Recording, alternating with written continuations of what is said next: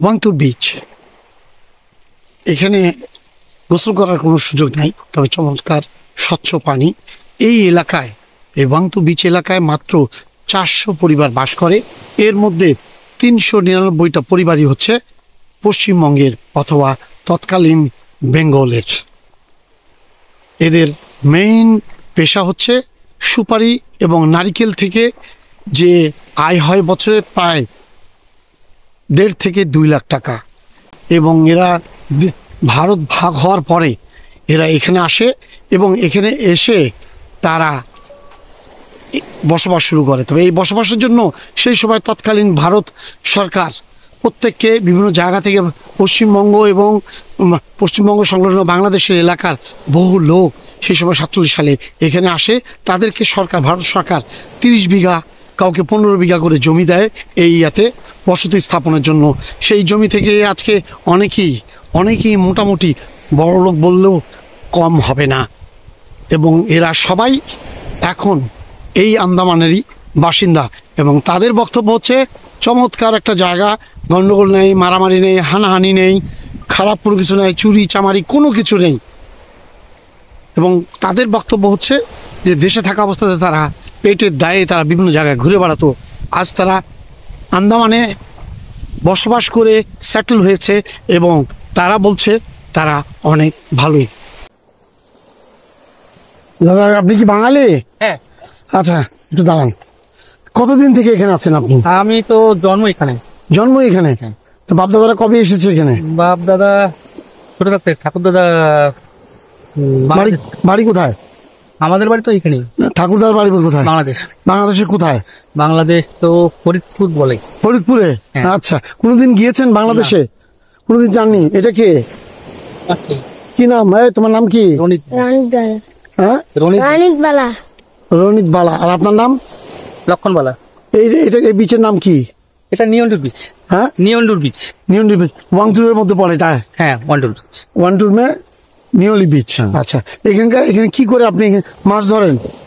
আমরা এই চাষবাস করি, খেতে চাষ করেন। আর কি করেন? আর মাছ ধরি। মাছ তো বিক্রি করতে পারেন না? মাছ বিক্রি করি। মাছ বিক্রি করেন? ডেইলি কত টাকার মাছ বিক্রি করেন? ওর কোনো হিসাব নেই। তাও এমনি কম হলে ওই ধরো 200-300 চলে আসে।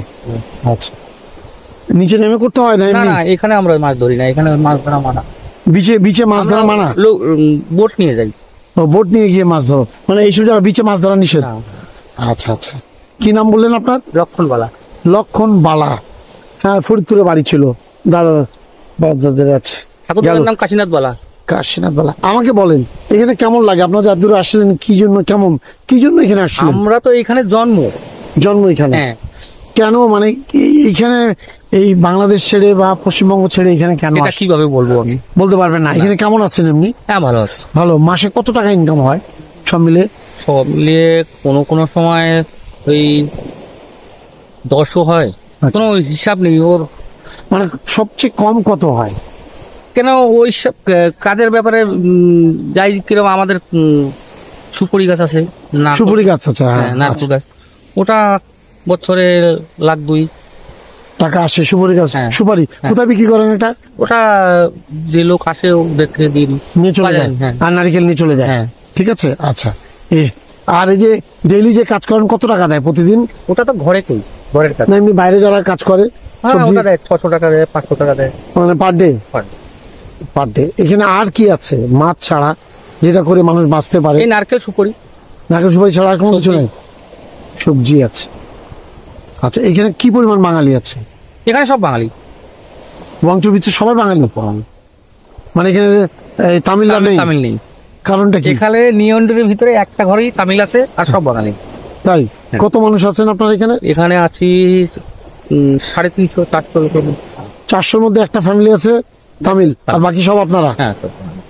কেমন লাগে এখানে? কেমন করে থাকেন? এখানে ভালো। মিল্লানে গেছি, মিল্লানে একটু ভিড় বেশি।